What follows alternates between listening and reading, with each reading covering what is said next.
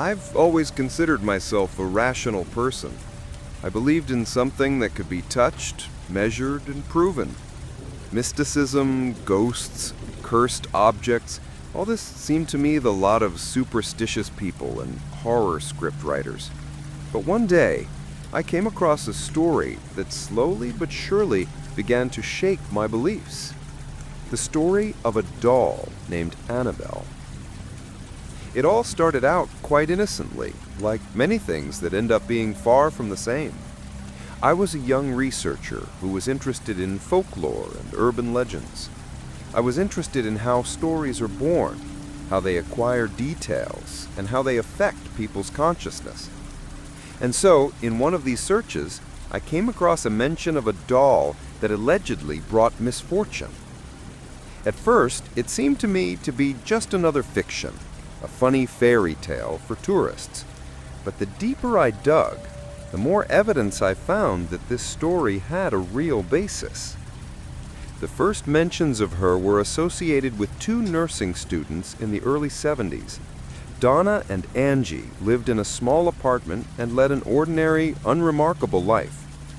One day, Donna received an old rag doll as a birthday present. She was not some kind of porcelain beauty, but the most ordinary, battered doll of Raggedy Ann, with red yarn hair, button eyes, and a naive smile. You've probably seen them in childhood or in old photographs. Nothing unusual, right? At first, the doll stood on the couch as a cute decoration. The girls didn't even pay much attention to her. But over time, strange things began to happen. At first, it was the little things that could easily be attributed to fatigue or forgetfulness. The girls found the doll in other rooms, although they remembered for sure that they had left it in the living room. She appeared on Angie's bed, then on a chair in the kitchen, then on the windowsill. Each time, they shrugged their shoulders and moved it back, blaming it on drafts or their own absent-mindedness. But soon, the doll's jokes became more sinister. One day, Donna found a small piece of parchment on the floor in front of the doll with an inscription written in pencil, "Help us." The handwriting was childish and sloppy, but it didn't calm her down. Other notes followed. "Help Lou. Save me." It wasn't just moving anymore. The tension grew. The girls began to feel inexplicable fear when the doll was nearby. The atmosphere in the apartment was changing, becoming heavy and oppressive. Sometimes they heard quiet rustling and whispering when no one else was at home. The doll seemed to radiate some kind of invisible energy that penetrated into every corner of their lives. The climax came when their mutual friend, a guy named Lou, came to visit them. He was skeptical and laughed at their stories about the damned doll. But one night, he woke up from a nightmare. He dreamed that the doll was standing over his bed and its button eyes were looking directly at him, and then she was strangling him. Lou woke up in cold sweat, barely breathing. He was scared, but he was still trying to find a rational explanation. However, soon after, something happened that made even him believe. One day, when Lou and Angie were at home, there was a scream from Donna's room. They rushed over and found Lou writhing in pain. On his chest, in the solar plexus area, there were 3 deep, ragged scratches, as if inflicted by claws. And the scariest thing was that these scratches were arranged in 3 identical lines, as if they had been inflicted by something unnatural, with 3 fingers. Lou swore that no one touched him, that he just felt a sharp pain.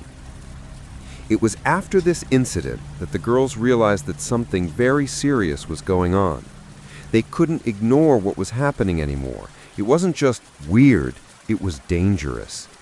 They contacted the local priest, who in turn turned to specialists for help. That's where Ed and Lorraine Warren come in. You may have heard of them. They were famous paranormal researchers who had been involved in such cases for decades. They arrived at Donna and Angie's apartment to sort out the situation.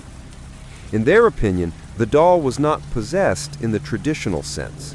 They believed that a certain spirit, or as they called it, an inhuman entity, manipulated the doll, using it as a tool, as a bait. This entity did not just want to scare, but to take possession of one of the girls. The notes asking for help were a ploy to generate sympathy and trust. The scratches on Lou were a warning, a clear manifestation of the power of this entity. As a result, the Warrens decided to take the doll out of the apartment. It was not an ordinary move, but a whole operation. Ed Warren insisted that the doll be placed in a special container and transported with special precautions. He personally drove the car, and Lorraine kept the doll wrapped in cloth away from her. Along the way, they said strange things happened to the car. The engine stalled, the brakes failed, and unexplained incidents occurred. It seemed that the entity associated with the doll did not want to be taken away.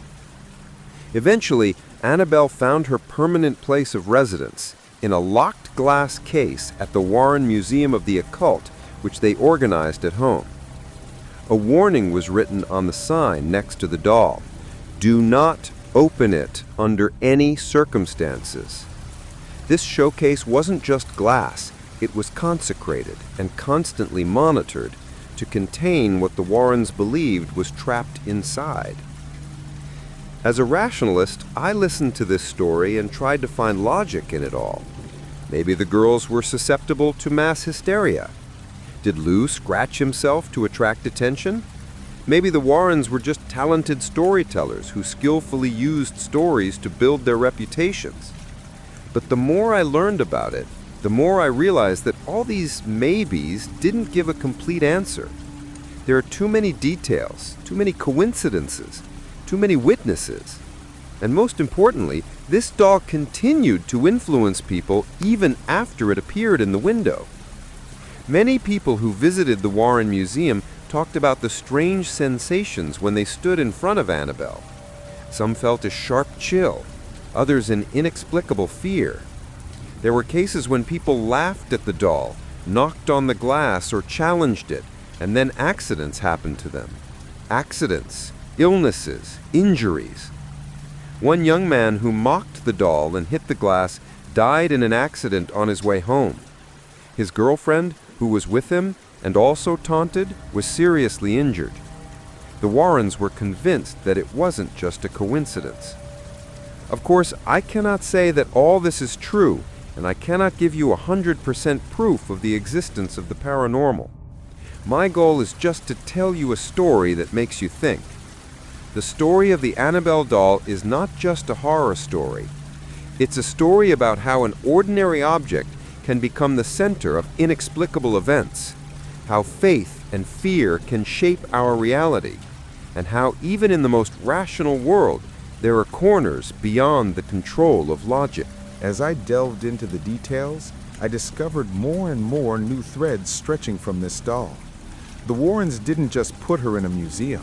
They regularly held blessing ceremonies and maintained sacred protection around her display case. They believed that the entity associated with the doll was still active and constantly trying to break free or find a new victim.